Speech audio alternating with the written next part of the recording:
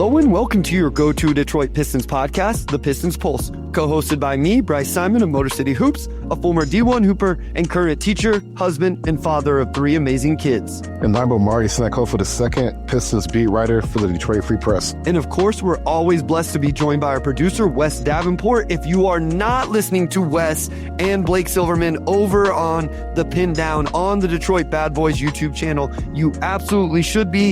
If you are not reading all of Omari Sankofa II's O2, as we like to call him around here, all of his articles on the Detroit Free Press, you should be. And I will also shout out the Motor City Hoops Substack, where me and Harry from Order of the Blazing Horse provide really good content for free over there. That is a free subscription on the Motor City Hoops Substack. Real quick shout out to one of my sister-in-laws, Rebby. That's her birthday today, so shout out to her. Happy birthday. Omari, before we talk Pistons and get into this mailbag, we had a snow day today. We just found out that we have a snow day tomorrow. Technically, I think it's cold temperature days, not snow days. I may have to just cave and do full dynasty mode on my kid's PS5. I might have to just sell out, take it over from him, and just go old school 20 years ago on a PS5 day. Have you played, how much time have you spent with the new college football so far? Has it just been your kid, or have you been dabbling, or have you been into it pretty hard? So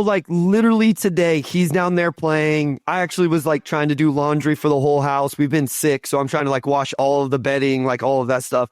Anyway, I walk by him to do that, and I'm like, all right, I'm going to go take the sticks for a little bit. And I played one offensive possession, got a pick six, scored a touchdown, then I gave him the controller back. So that's essentially what happens every couple days is I do that. I just take it over for a couple possessions. Shout out Harry. Harry does great work. Thank you for being here. So that's kind of the situation with the PS5 and me right now. I think you should dive in. So, probably a good percentage of American men. I grew up playing sports games, obviously, most of us. I never really played college football though growing up. So No, you didn't?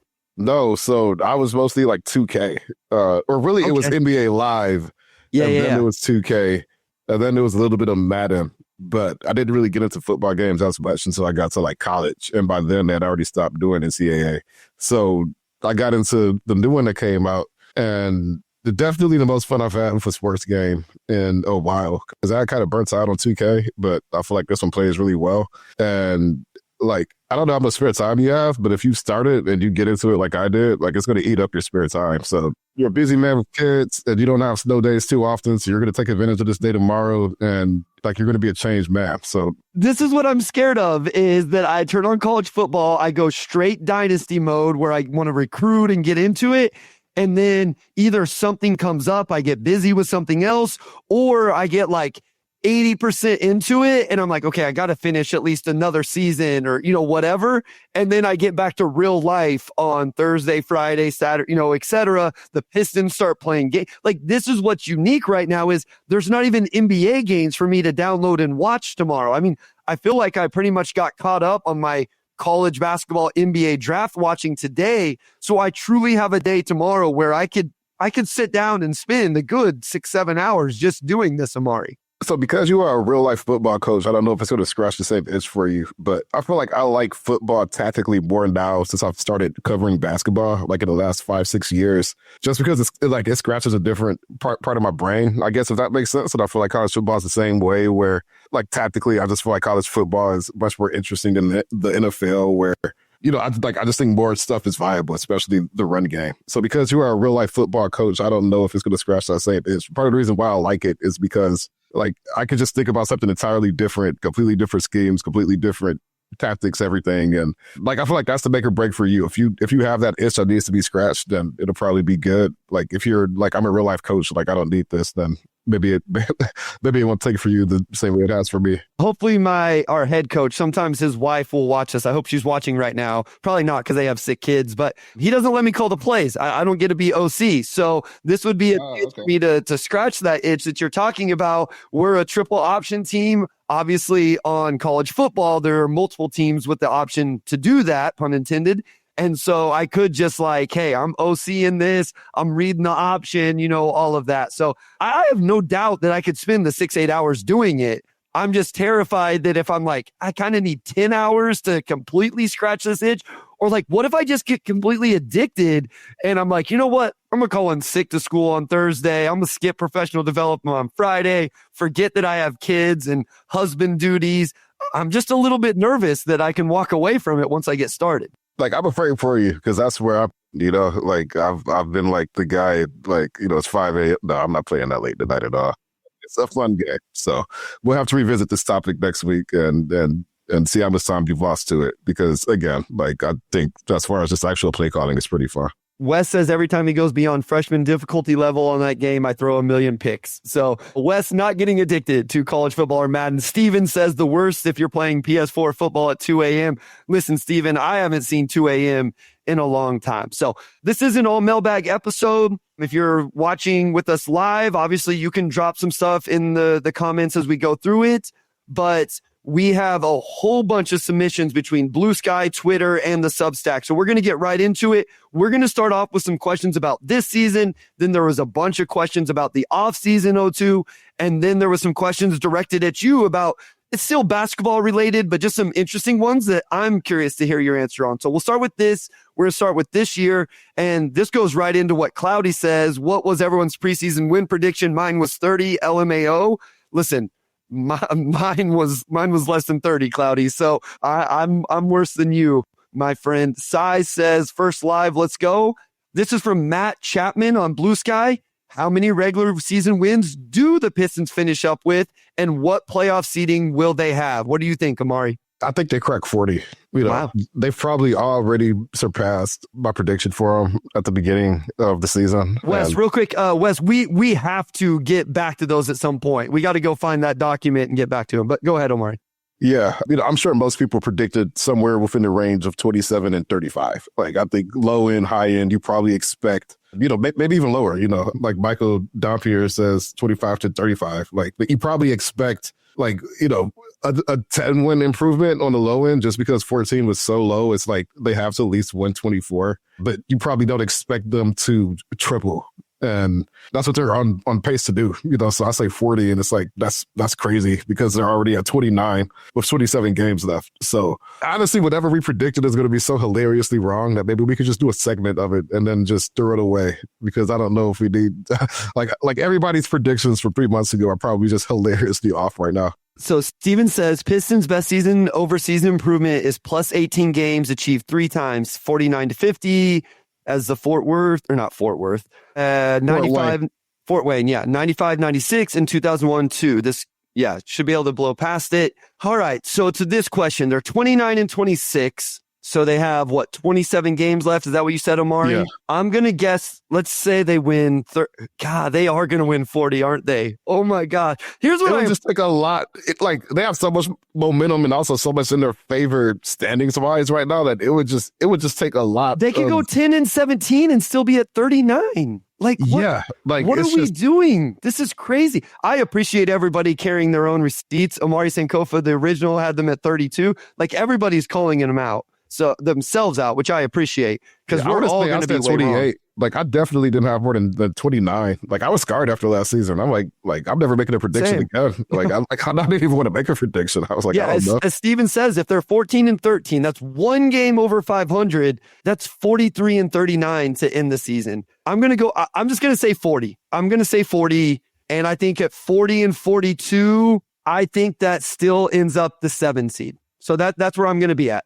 I'm going to say 40 and 42, the Magic figure their stuff out, and they still end up as the 7, which gives them 2 home play-in games, which can you imagine LCA for that? I mean, it could be 1, right, if they win their first one, but they would play both of them at home if it took 2, and 2 chances to get into the actual playoffs still. So that's what I'll call right now, 40 and 42, and they end up as the 7. All right, so I'm going to say that I think that they go 15 and 12 over the last 27. Okay. Which is actually a decline from the pace that they've played that, over the last 27, they're 18 and 9. So that's actually a decline. The schedule the rest of the way, like, there was so much shakeup at the trade deadline that I'm just curious to see how things settle after, right? They have the 18th ranked strength of schedule just based off opponent win percentage in the NBA. And you factor that in, and it's like, well, Golden State probably was, a winnable game, and now they have Jimmy Butler. So how winnable is that, right? Or,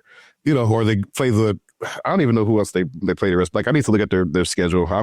I can tell you they have 2 against the Thunder, 1 against the Cavs, Celtics, Knicks, Grizzlies, Nuggets, but 2 against the Wizards, 2 against the Pelicans, and 1 against each of the Jazz, Raptors, Nets, and Blazers. I mean, the Blazers were playing better. I know the Raptors went on a stretch as well. So, but again, like, who knows what some of those teams will be trying to do in those scenarios, in those situations.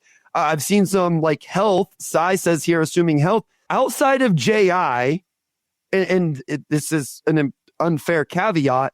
I think I brought up on the last episode that all of these other guys have played 50 games. Now, Asar got a late start as well, but Cade and Beasley and Tobias, like, they have had decent health outside of the 2 guys that missed major time.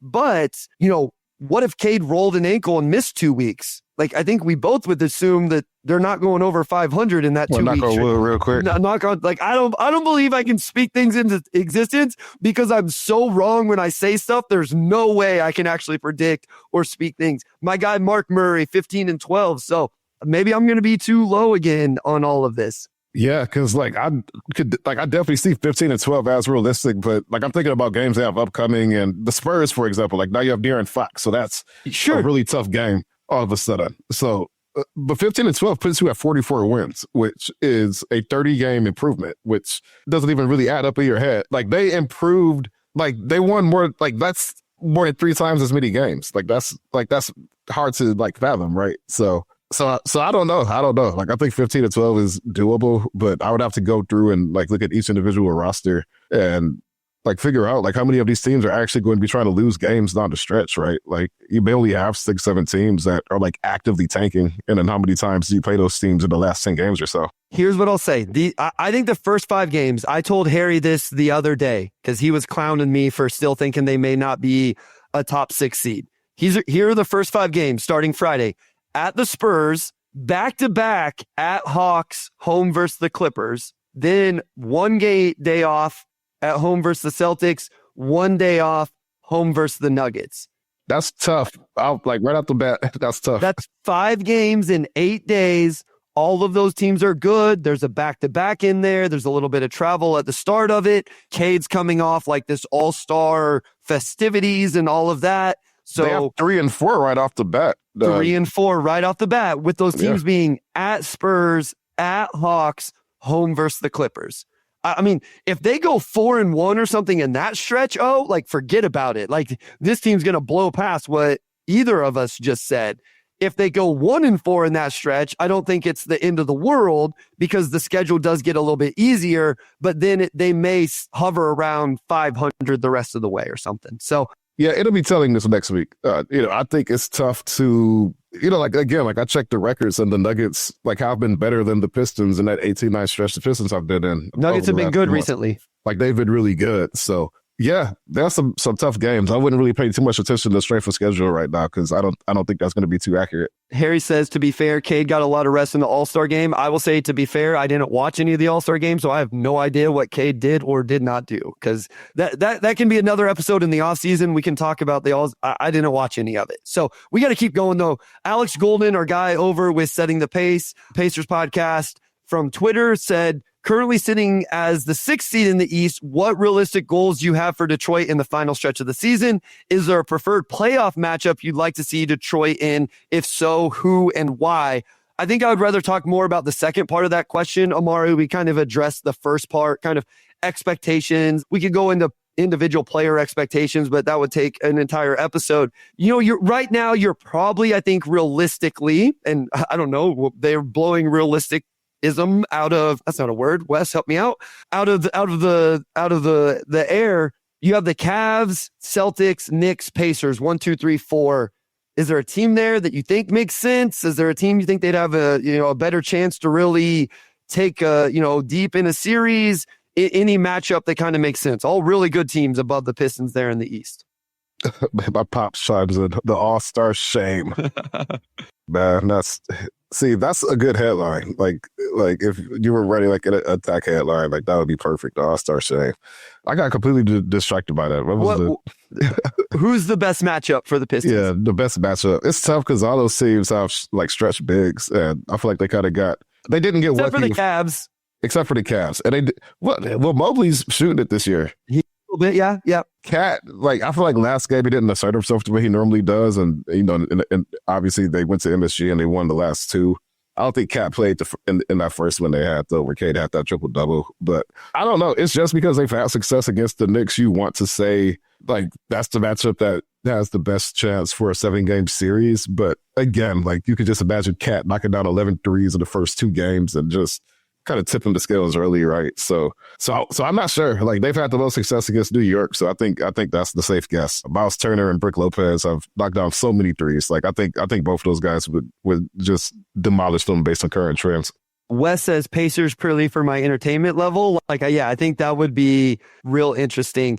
Here's what I'll say: give me the Celtics, and you know why? If this is about figuring things out, is there a better team to expose all of your weakness in a playoff series than the Boston Celtics?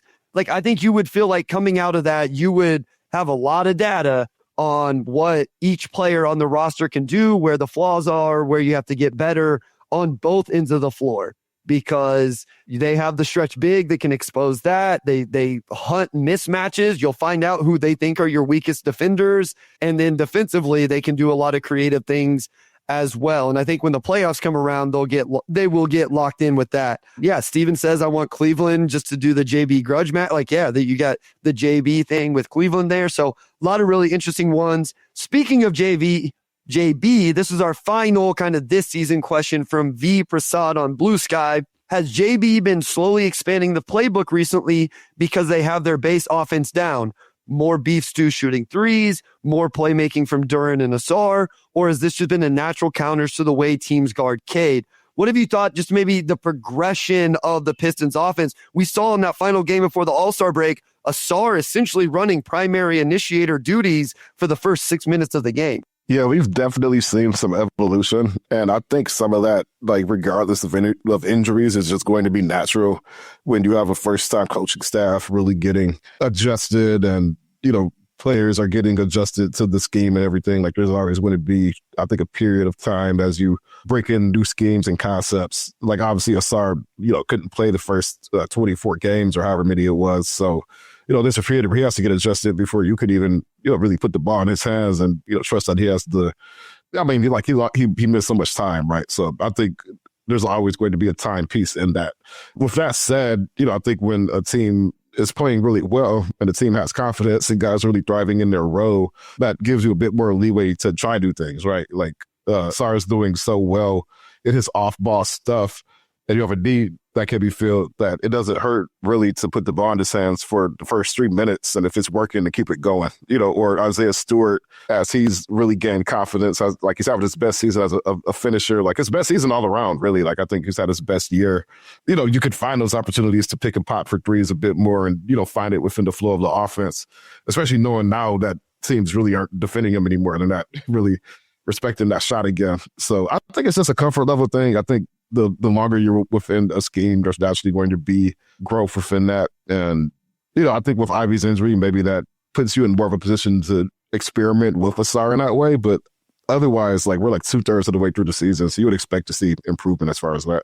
Well, my takeaway from the Bulls one was like, JB just trusts his team to be good, and they are talented enough and good enough and can figure it out that, hey, let's let Asar run our actions to start the game. And like, as you mentioned, if it doesn't go well for the first few minutes and you get down by 4 or 6 points, you trust your team that that's not going to be like just, oh my gosh, we can't come back from this. We can't adjust. We can't lock in. And if it does work well, you keep doing it. And I think that's where this team is at, which is crazy, right? Like, it all goes back to what we watched last year, and it's like, you can't waste 3 minutes to start a game. This game's over if they start off slow. And like, and last season, right? Like, you're down 15-2 with like 12 minutes on the clock, right? Like, the game would be over before it began sometimes.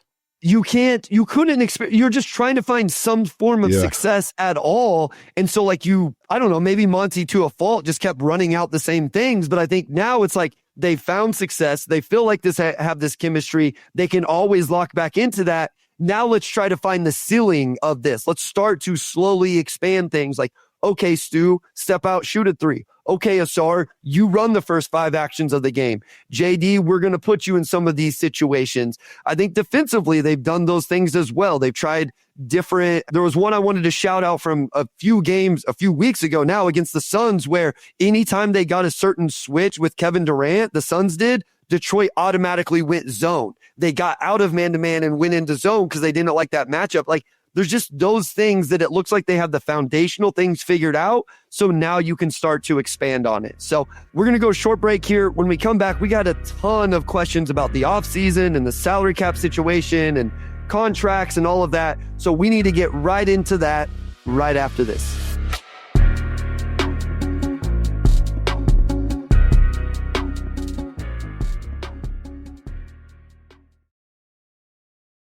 All right, we are back with segment 2, and we have a question here from Link Baris from Twitter/X, whatever you want to call it. How much cap space will the Pistons have next year, and is adding a starting power forward possible? So we can deal with the first part of that first, because Bryce, I know you put on your capologist hat recently and put some numbers together for us. So.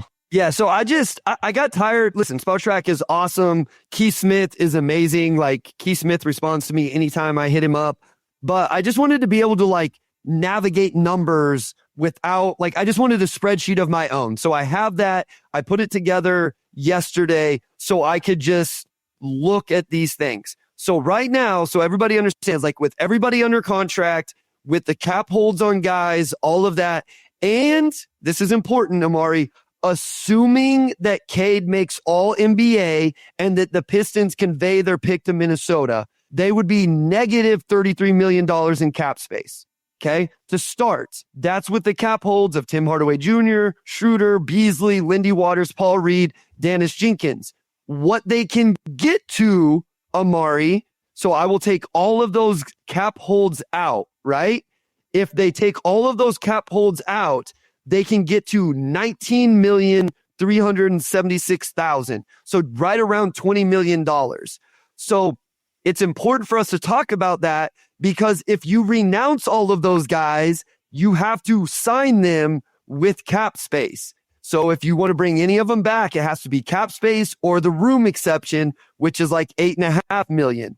Now you could get to a little bit more if you traded Fontecchio, right? And you traded him to, but here's what you have to remember. Brooklyn's the only team with cap space. So about the only team you could trade Fontecchio to, or if you really wanted to create cap space and trade Tobias Harris, is to the Brooklyn Nets, because they're the only team that's not sending money back to you. So just wanted to lay that out before we got into some of these other questions. Yeah. So, essentially they're dealing with some room, but probably not enough to get a starting caliber power forward, especially Correct. with the way salaries are going back up. And I guess like starting caliber, there's still like a range within that, right? Like, are we talking like Bobby Portis tier, or like, what exact tier of starting are we looking at? But with 19 million, you're just hoping to get like a rotation guy, like whether they start or come off the bench. It's just somebody who could give you a solid 25 minutes a night at least. And just to be clear, if they went out and say they signed whoever, right? Like, let's just say Julius Randle. I am not like backing this, but let's say it's Julius Randle. If you use up all that cap space, then there's no money left for Malik Beasley, unless you think Malik Beasley is going to sign for the room exception, which is, like I said, 8.7 million-ish around there. Maybe you think that's going to be Malik Beasley's market. I think it's going to be better, but maybe you live in that world. Like, that's the Miles Turner thing, Omari. Let's say maybe they can get a Miles Turner for 25 million. Well, you could trade Fontecchio to Brooklyn, take no money back. You could have 25 million in cap space. But as Michael says here, you've renounced and have to fill roster spots, and you have no cap space to do it. So it's the room exception, it's the second round draft pick, and it's vet minimum type deals to fill out the roster. Let me just throw names at you. These are potential forwards via Spotrac. Julius Randle, does that interest you, Omari, as a upgrade starter over Harris? I'm okay. I'm okay as well. John Collins. He's actually been decent for Utah. He's had a really, really good year.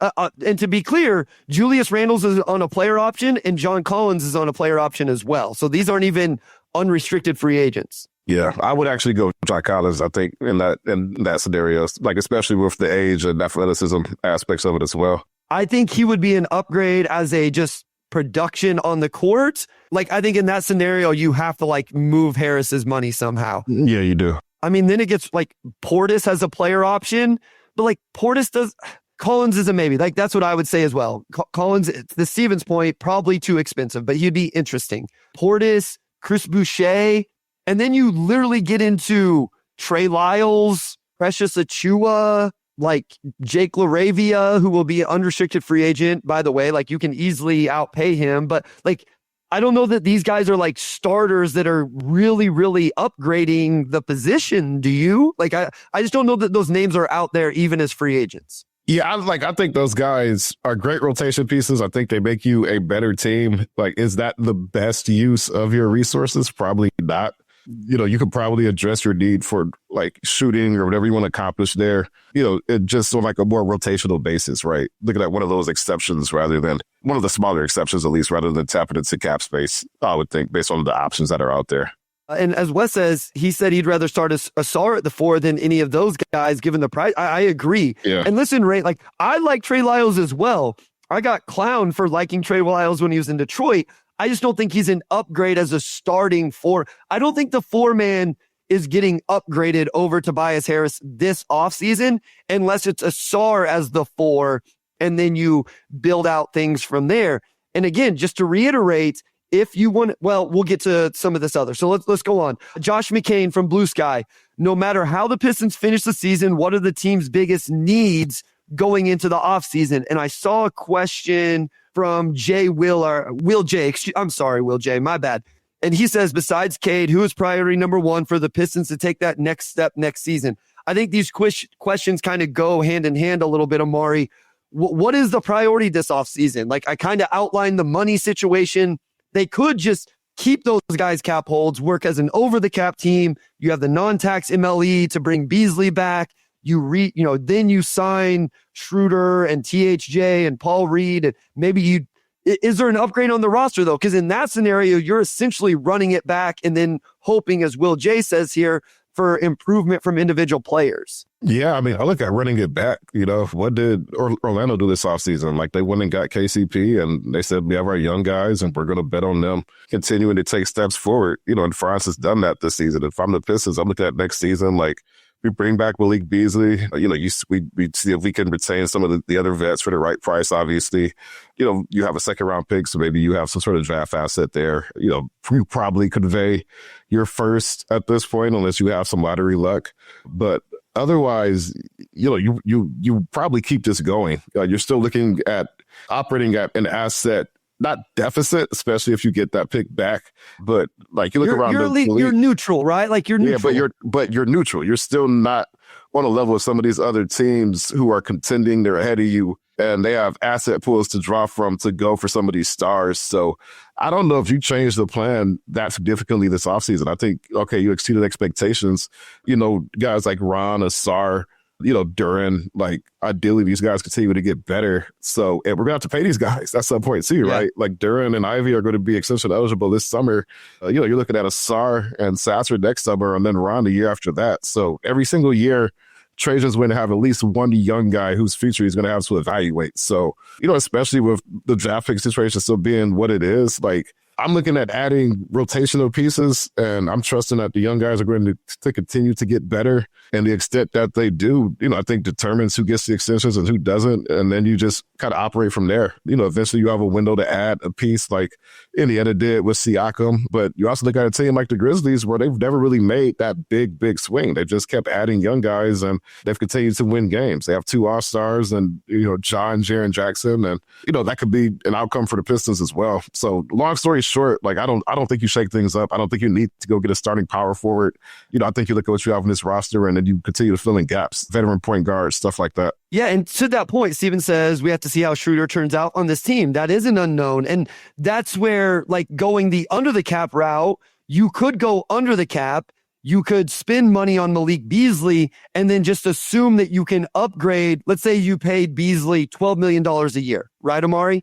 Then you would have roughly $7-8 million in cap space and the room exception. Maybe you think you can upgrade what you got from Schroeder and what you got from Tim Hardaway Jr. for $8 million, right? Like you could upgrade each of those guys, find someone for $8 million to be your backup point guard, find somebody else for $8 million to space the floor better or equally as good with maybe some more defense or something as Tim Hardaway Jr. So to me, that's really what the biggest thing is going to be. I think we'll all agree, and we'll talk about Malik Beasley because we had questions about him, that Malik Beasley needs to be on this team next year. And if he's not, that's the biggest priority, is replacing that.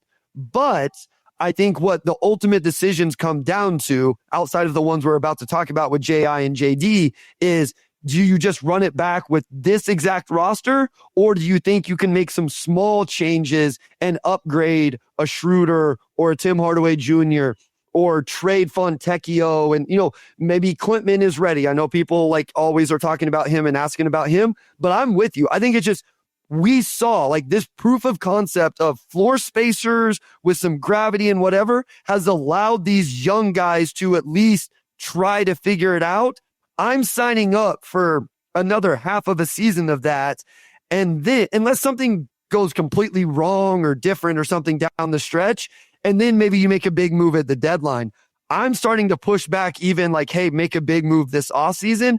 I don't know that I'm even there, but we still have a couple months of this season. It has to be the right big move, right? Like if you could do something like what Indiana did, where you could get a Siakam type talent without breaking the bank, then that makes sense. But that type of deal has to be there. And it's tough to see that type of deal being available for the Pistons over a team that has like real let's hold capital, up. right? I don't mean to cut you off. We have questions about it, so let's hold off. Okay. This is from Sassy on Blue Sky.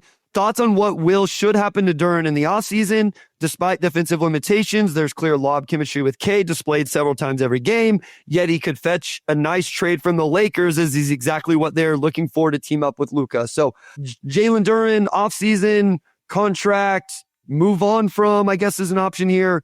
What are your thoughts? Aruna also asked, is it more likely that JD or JI gets moved? We'll talk about JI as well. What are your thoughts with JD?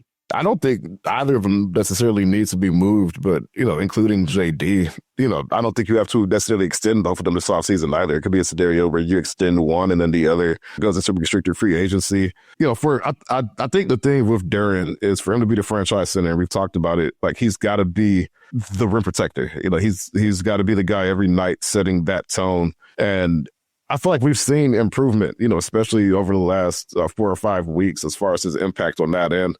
Obviously, his lob chemistry with Cade has been phenomenal. And I think he's been better as a playmaker as of late, too, just making really quick, fluid reads in half-court scenarios. I think some of the fast break reads could use work here and there, but I think in half-court, he's shown that he can make some of those flashes. So, he's got a lot going for him, as far as being the franchise center. But if you go into the offseason and you're not sure he's there yet, either you gamble and, maybe you offer an extension that isn't as big and, he can bet on himself if he hit the market in a few years, or maybe it doesn't make sense. So you just wait till the summer, but next summer that is. But I don't think you go into this offseason like either we have to extend, Duren and JI and, or we have to trade them, right? Like you could very well, let these decisions go on for a little while if you're not quite there yet. But yeah, for Duren, that's the bottom line. It comes down to what he can do defensively and what he can do from a consistency standpoint as well. So Sam K from the Substack did kind of ask about that. Like, what have we seen thus far? What do you think the extension should look like? What do you think those guys are looking for, etc.?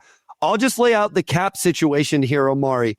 So everybody remember, Tobias is coming off the books that year. Fontecchio is coming off the books that year. Asar, Ron are still in their rookie deals. Sasser would actually have a club option. Clintman's non-guaranteed. So I just put $14 million in for Malik Beasley. Right? So let's say $14 million for Beasley. Let's say some combination of $50 million in 26-27 is an extension number for Ivy and Duren. The Pistons would still be under the cap in that situation, depending on if other guys, if Hardaway Jr. got a multi-year deal or sure. My point is giving those guys deals in the 20-ish, 25, 30, like whatever, it doesn't put the Pistons in a really, really tough situation because the Harris deal is coming off at that point. And again, Fontecchio's deal is coming off at that point. You also won't have a new rookie yet in that situation. So I just, those numbers are going to sound big. We've talked about it a little bit with JD's. I was a little bit more like, hey, I would probably just wait, let it hit restricted free agency and then figure it out from there. We'll see what it looks like down the stretch here. It really stinks because, with JI, it was inconsistent, but we saw some really good stretches. But I don't think they're going to put themselves in an impossible situation if they do extend those guys' belt. Now, like not max numbers, right? Like neither of those guys are anywhere close to that for me. But like I said, a combination, whatever it is for each of them, around $50 million in 26, 27 in that offseason, adding Beasley on the roster still, and they would still be under the cap. So yeah, and real quick here from S. Mahoney, can you keep THJ and Beasley? Absolutely. Like Beasley comes down to if he wants to be here or not, but they absolutely can. They could do it a couple different ways. I think the easiest way is you just operate over the cap. You sign Beasley with the non-tax MLE, and then you sign THJ with his bird rights. And they have early bird rights on Schroeder as well, which should be plenty to sign him. So they absolutely can they can keep all of these guys, no question, assuming Beasley wants to come back on the non-tax MLE. And I would also add, you look at what Houston did with Jalen Green and, Şengün, where they, offered deals that, I think were pretty team friendly for both sides. I think with Jalen Green, maybe they, banked with his upside a little bit more of what he ended up signing for. But, there's nothing stopping you from trading guys down the road. Like, especially, like, if you could get a guy on a good deal, and it's a guy who fits your team, you believe in him, you sign him, and then you figure stuff out later. I don't think Isaiah Stewart, Omari. Stewart, yeah. Why does Isaiah Stewart always come up in trade talks? Not just because he's a good player, but because people look at $15 million flat deal and they're like, oh yeah, we can add that. So yeah, like you need contracts. You need guys on the upside. Great you point. Need that stuff.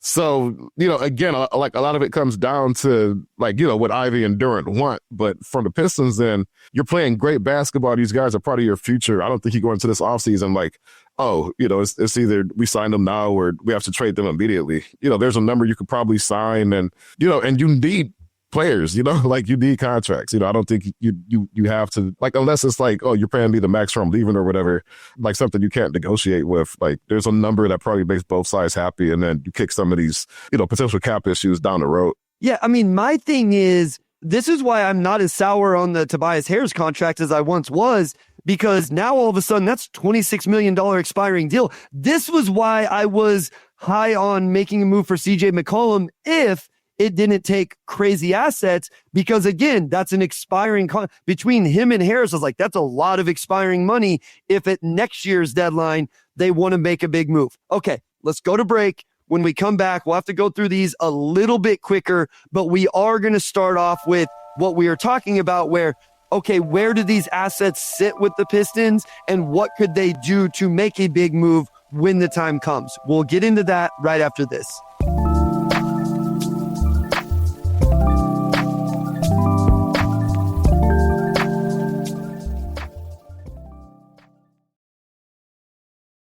All right, we are back. Let's go with the Derek Brooks comment, Omari, if you have it pulled up from the Substack. Yep, we're going to go with this comment from Derek Brooks. When the Pistons make the playoffs and have their full array of draft picks back at their disposal, should they consider getting into the impending Trae Young sweepstakes? With the success this season has been, it feels like they are playing with house money and have afforded themselves more time. But is Trae Young even a fit? I'm at the least intrigued, I think. Well, here's the thing. Like, it's not going to take just draft picks to get Trae Young.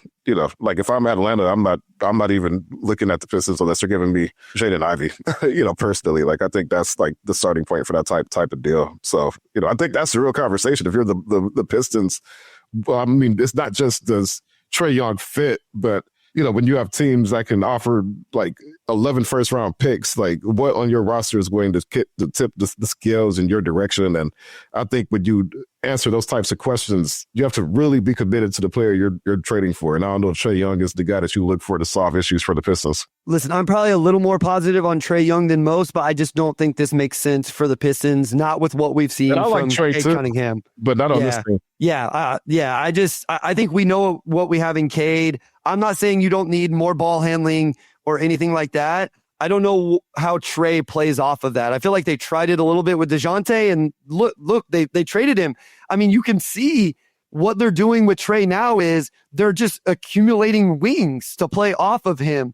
And unless you think that's what Cade's role is, I don't think they make sense together. But this leads into another question from the Substack from Sai Ramesh.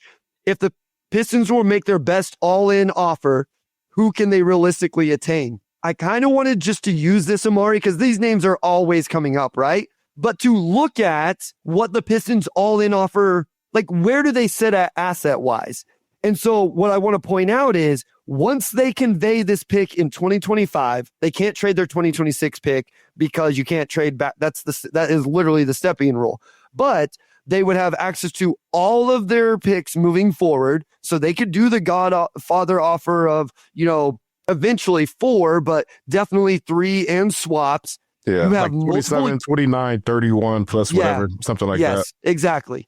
Or you could do, or you have expiring contracts. We just talked about with Tobias and Fontecchio. If you give these contracts to Ivy and JD and young talent, they can't beat out the Thunder. They can't beat out the Rockets. They can't beat out the Jazz. I think even the Spurs, but it's better than what it was 12 months ago because the young talent looks solid and they're going to have access to draft picks along with they could just throw like 8, second round picks in or something like that if they wanted to. So they're in better position than what it looked like at one point to go get Cade, that second guy, if that second guy isn't already on the roster. Yeah. And I think we both agree it's just not Trae Young. Like he is an entirely on-ball dominant guard, and me and him are the same height, which I say to say that he's not helped you defensively at all. And that's just a lot of salary for two guys who give you a lot of the same stuff. Like, I don't know if that works. I think it works better than Trae and DeJounte Murray, but that's still, I think, a pretty wide gap from being a championship contender for what you're paying for those two. Derek said, Ashton, we love you, man. Ashton shouting back, love y'all too, bro. Thanks for embracing Cade. Listen, I mean, Ashton, it's easy to embrace Cade. I feel like we've been a very Cade-friendly and pro podcast throughout the years. And my thing is, like, I said this I don't want to take the ball out of Cade's hands. And I finally feel justified this year because we've seen what it looks like whenever the spacing is around him and all of that. I think we've seen the proof of concept. I realize I throw out that phrase a lot, but we've seen it. Put floor spacers around him. Like, I love Malik Beasley. I think he's awesome. He's great for the vibes, all of that. But you have to have that, whether it's Malik or somebody else. Continue to build out the other aspects of it. Detroit sports fan, do you guys think that THJ will be back next year on a smaller deal? Perfect guy to bring off the bench. We've talked about that quite a bit. From Blue Sky, do the Pistons prioritize bringing back Malik over THJ in the offseason? Seems like probably not both. Like, to be clear, you can bring back both. I would definitely prioritize Malik over THJ. Omari, are you on the same page there? Yeah, I mean, Malik is he's second in the NBA in made threes, and he's shooting 41%. Like, there are only a handful of guys, especially at Malik's price point. Like, I don't think there's literally anybody else you would want than that. So that's there. I assume there's money spots where you would just say, you know what, like, this is pricing us out of Malik Beasley. Maybe we're better off getting whatever percent THJ is as a floor spacer for 40% of the cost, right? Like, I think Malik's market's going to be stronger than THJ's is this summer. But I looked at the way guys got paid last offseason. I think we're going to be surprised that Malik doesn't go for as much as what you may think, Omari. Like, when you just look at what some guys got last year, And I can see teams talking themselves into like, oh, he's having a career year. We're not going to pay a premium when he probably comes down a little bit or something. So yeah. And the thing is, like, what team will be able to offer Malik the role he has here in Detroit with the same money that they'll be able to give? Like, it's like you look around the league and it's just, like, we'll have to see how it goes down, but it's just tough to see there being a better fit. Like when you actually look at what other teams are looking at, like fight financially and also role wise. Thomas, I have your question marked. We will try to get to it at the end. I promise I'm not ignoring you, my guy. Yeah, like you get a chance to play with Cade Cunningham. He's going to be all NBA. He's one of the best players in the league. Like it's stuff we can say now. We've talked about it for a while. Will players want to come play for the Pistons if Cade becomes what we think he can become? And now we're seeing it. And you see like what he creates for others. Detroit basketball from Twitter. I'm going to skip over your question about Malik and THK because we've talked about it so much, but you gave us another one. We can transition a little bit here now. Given what we've seen this year, are you now comfortable with all of the Ivy, Asar, and Duren in the starting lineup to start next season, despite the spacing concerns? And not Keith B from Blue Sky also asked the same thing of, is the Asar and Duren being able to play together debate officially over? Where do you land on that, Omari, in terms of like, Are you think Asar and Duren have figured it out and those type of things? Yeah, that debate for me is not officially over just because we're not dealing with that big of a sample size. Like, I just think I would need to see more to say it's officially over. But I think we've seen significantly more evidence that it can work. So it's an ongoing conversation, but this is by far the best stretch that those two guys have had together. And a lot of it is just because they're able to overwhelm teams with their rebounding, like, with what they can do in transition. It's just a lot of havoc, and I think that, like, that's essentially Houston's entire strategy is just play defense and create havoc if you can't hit a shot. And it also helps, of course, that Ivy shot, like, 40% or however, like, I can't remember what he shot from three, but it was good, obviously, somewhere between 37 and 40. Like, he's over 40 right now. Like, on the season, like he's around at 40%. 40, right? Like, and the catch and shoot has been good. Yeah, like in my mind, I'm like, he's over 40, right? And I'm like, that's so good. No, he like, was. No, he hit. Oh, I have the stats right here. Oh, like I'm with you. So that helps. And 41% on 5 attempts. And to be like, I realize he got hurt, but that was 150 attempts for Jaden Ivey this year. That's not a nothing sample size. I mean, even for his career on 870 attempts, he's at 35%. That's not quite where you would want it. But if you told me, he was never Jay, broken, though, if he was 37% from his career, we would take that right now, right? I would take that right now if you tell me he's like 36, 37% bouncing around right there. Yeah. So, and it also helps that Asar has been doing more with the ball, and I think that alleviates some of his weaknesses as a shooter when he could just go get a paint touch and, like, he's still not great at the line, but he could get to the line or just find an open shooter or whatever. I think him having the ball in his hands more, and if Jay Hawk can knock down open threes off of him, and then you have, Duren, like, as your, like, that, like, there's a framework in there that could work. But I think having two of those guys in the Asar and Jay being able to handle the ball makes that a lot more workable. So if what we're seeing from Asar, like, continues, and I don't see why it wouldn't, then yeah, I mean, that helps a lot because now you have two ball handlers that could overwhelm the opposing team, which again, like that really helps undo some of the issues with spacing when you have two guys that could just get downhill. Yeah, my thing is I still do have some concerns offensively. I don't think the shooting's ever going to be the fix. I think the path to it working is what we've seen in Cleveland. I've mentioned this a couple times, references a couple times. The Cleveland bigs are making it work this year. Yes, because Mobley's spacing the floor a little bit, but because both of those guys pass the ball really well, and they pass the ball to each other really well. I highlighted that on the Substack recently where Cade got doubled. They put 2 on him. He hits Duren in the short roll.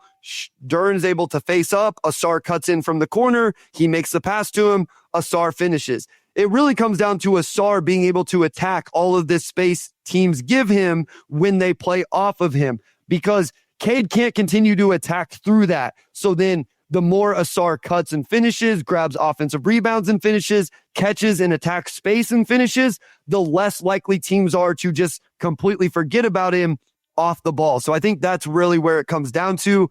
We are going to speed it up here just a little bit. I have to talk about this one because it's the draft. So Scott Moorhead from Twitter, is the scenario where they take a bunch of second rounders and trade back into the first round. Any thoughts on likely targets? So I'll ask you, Omari, Would you be interested in that? Like, do you think that doing that, I don't think you would even take the 5 if the Thunder had to do last year, if you included the actual second round pick in 2025, that's going to be at least top 40, maybe top 35. So I don't think you're getting into the top 20, but I think you could get into the 20s with that one and a few others. What do you like? Do you like the idea of that, I guess? Yeah, I mean, if there's a Cam Whitmore type guy who's sliding like out of the top 20 and it's like, yeah, we could scratch some change together and make this happen, then by all means go for it. But I don't think you need to look at this draft like, oh, we have to go get a young guy. You know, if there's nobody there that you think can make a difference. But on the other end of that, the Grizzlies seem to get somebody, you know, off the scrap heap every single year. And they end up being a rotation guy. Like if you could get like a G.G. Jackson, like in the back half of the first or early, you know. So yeah, if that type of guy is there, like by all means do it. But I don't think you have to get a first round pick in this draft if it's not going to be a lottery type pick. Wes says, interesting note, Asar unassisted field goals have gone up 10% as he's handled more ball handling, not scoring with the ball in his hands, actually even less now than he was before, which is interesting. Like he's initiating offense and then still playing off ball. Jack Nowowski on Blue Sky brought up Markovic from Mega. That's a big guy I brought up recently that spaces the floor. Ryan Cockbrenner, the big man at Creighton, doesn't space the floor but protects the rim. And Will Riley, a freshman at Illinois that's coming on strong here late in the season, asking about second round picks. So those are some names. I'll throw out a few other names here.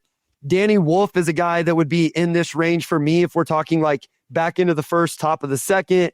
Alex Caravan at Connecticut.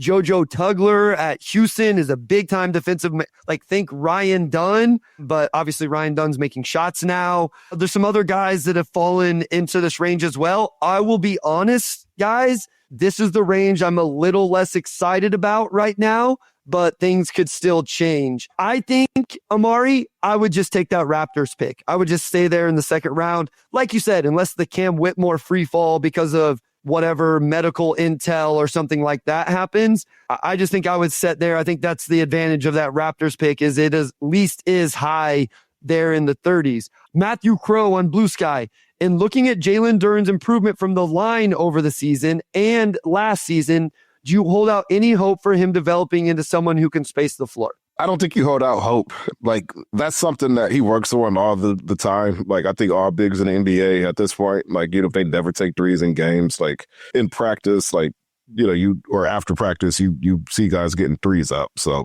like, there's never been a time where I've not seen Duren, like, taking threes behind the scenes. But, you know, I think with that, he is so good as a roller. And his just general archetype is that other guy who's going to be most impactful around the rim. Like, I think that's something that comes down the road if it comes, right? You know, I think that's probably not high on the priority list for his development before he masters other aspects of the game. But obviously, seeing what he's done at the line, what he did last season and his improvement this season does show that there's some shooting touch. So who knows? Maybe we, you know, start to see him work pick and pops into his game here and there at some point just to see how it goes and if he does have, you know, a knack for it outside of free throw scenarios. But I don't think you make that a priority per se unless, like, he would just really start shooting it, right? To where it just becomes like a no-brainer. So Shawnee Pat in the hat, and Sean, we have your super chat. We're saving that for the end of the episode, and we'll close out with that.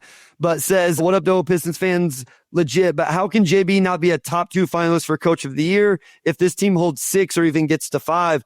Listen, I've been preaching him as a top 3 at the very least. I think Kenny Atkinson absolutely deserves some credit and for what he's done. But I think, JB's got to be right there after that, right, Omari? Like, I don't know. At one point, I was pushing Jamal Mosley because they were winning despite all the injuries. That's not necessarily something I would push now. Like, Dagnall obviously has done a nice job. Taylor Jenkins, you know, Ime. But yeah, I think JB is right there in the conversation for 2. I would assume Kenny probably wins it if they win the East by 5+ games. But I think he has a real argument. Yeah, I mean, I would think so as well. Like, how many other coaches have been more impactful, you know, than for JB to take over a team that just won 14 games and now they're on pace to triple that? You know, I think, yeah, like Mark Daigneault, obviously, you know, has coached a really good Thunder team, so he's got a great case. Kenny Atkinson, for a lot of the same reasons, taking over Cleveland team that, was really good. And now they're, potentially the best team in the league. So there are some other candidates, but I would have to think JB, like at the very least, he has to be a top 3 case this season for that award. No other coach has seen a bigger single season turnaround this season than he has with the Pistons. So Thomas says, what's the ceiling on defense of this group? Listen, before the season, I would have said we're at it. I don't know what to say. I give a lot of credit to JB. I give a lot of credit to Cade. And I do think Duren's been better this year. I always want to shout out the players. It's not like you look up and down this roster, Omari, and say, oh, really solid defensive player, hangs his hat on defense. Obviously, Isaiah Stewart has been awesome. I mean, they're 10th in defensive rating right now with a bunch of young guys playing and some vets that aren't necessarily known for their defense. So Ron can get better there still. I think Asar still has a higher ceiling. Cade's probably always going to be neutral because of the offensive load. JD still has room for growth. I guess a top 10 defense. I'm skeptical to say top 5, but I didn't think we'd be anywhere close to this right now. So maybe I'm wrong. Yeah, I mean, you would have to think the ceiling is top 5, or I guess the potential is there. Asar, I already one of the game's best perimeter defenders. I think Ron's got some really great instincts on that side, some really great tools. Cade, he's not going to give you 36 minutes of great defense every single night, but, especially in big moments, he's capable of stepping up and making those really big plays. He can lock in and become a positive there. Duren, he's had some nice moments. He's got room for growth. Isaiah Stewart's gotten a lot better this season. Maybe he still has room, right? He's unreal, man. J.I., he has room for growth. So yeah, if they're already top 10 right now and a lot of their best defenders are still, or most high upside defenders are still so young and still have a way to go, then I don't see why they couldn't be a top 5 team if, they continue their current trajectory. It's just tough. And you also have teams like Minnesota's going to be there as long as they have Gobert. OKC, Orlando obviously is going to be there. So, maybe more so 3 through 8, 3 through 7, but certainly top 10, if not top 5. All right. A couple questions specifically for you before we close it out with that super chat. This was from All-Star Motorcade on Twitter. Hey, Omari, random question for the mailbag. Whenever a new front office and or coaching staff comes in, do you have to establish relationships with new sources, or do you typically have enough relationships within the organizations for that not to matter? So it all matters. I think reporting, you're always source building. Even if there are not changes that are huge public front office sweeps, there are still behind the scene changes that take place. Troy from year 1 to year 2, changed some people in his front office. There are different assistants who have come in and out under different coaches. I think that process is just always ongoing. As a reporter, there are always people coming and leaving and, all aspects of the org and around the league in general. And you're just always getting to know people and, continuing to develop relationships you already have. So obviously when a new coach comes in, a new front office comes in, more often than not, those relationships are starting fresh. But yeah, you also have people who have been around and those relationships continue, and, relationships continue with people who leave too. They work for other teams, but they're still in the league, right? You still talk to them, you still see them around. So long story short, that's just a part of the job that's always ongoing. Even when things appear stable, you're still relationship building, you're still talking, getting to know people. So yeah, a season like what happened this past offseason can prompt more of that, but it's not something that starts to stops. It comes and goes in phases, but it never stops. It's always ongoing. Stuart Mora from Blue Sky. Question for Omari Sankofa. Can you talk about the role Fred Vinson had on the team? Where has he focused his energy? What have you noticed about him? What makes him such a well-respected coach? It's tough to say if there's a secret or anything, right? I think the reality is that he's a guy that was a great shooter himself, and he's had a lot of success with, getting players to figure out how to, properly, just get the energy transfer down. You see how thorough he is with guys like Ron and Asar, and just how highly they spoken of his approach and just the patience and day-to-day aspect of it.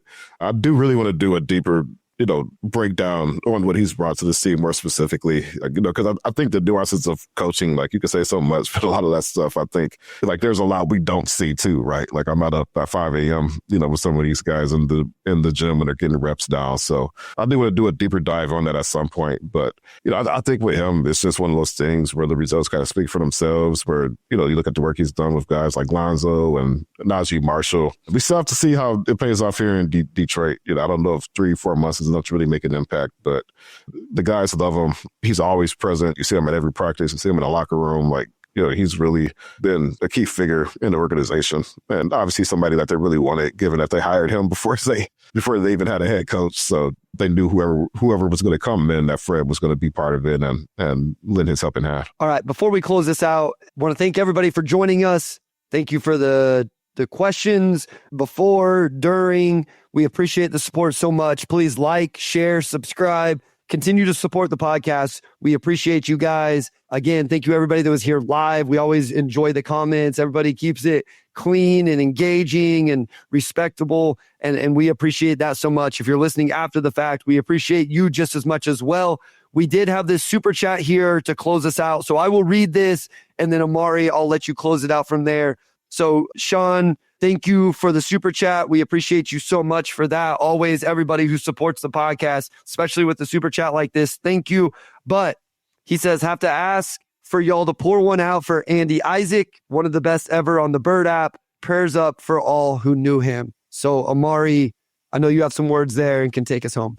Yeah, so for those who don't know, Andy Isaac, Word of Isaac on Twitter, is one of the biggest sports fans in Detroit. He has a relationship with all the local professional sports teams, including the Pistons, and people know him for his sense of humor and his food takes. Isaac eats. He's put together a list of the best, pretty much anything you could get in the city. So awesome dude. He's been battling cancer since 2006. And he tweeted earlier today that he recently entered hospice. So, obviously, sad news, but, Andy, we love you. And yeah, again, one of the biggest, best guys, meet out there. Obviously somebody who's been legendary in the local Detroit sports scene. So yeah, big Pistons fan, great guy. And, if you haven't followed him, go and do that right now. Because again, he's one of the best guys out there. However you do your thing, prayers up, whatever, but sending our support, obviously, from the Pistons Pulse. And a great comment here. Thanks for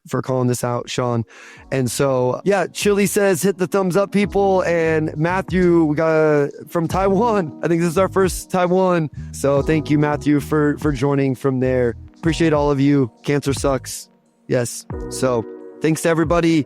Omari, close it out, my guy. Yes, big thanks as always to our audio producer, Robin Chan, our editor-in-chief, Dakota Avery Nichols, and then big shout out to Wes Davenport, and we'll talk to you all next week.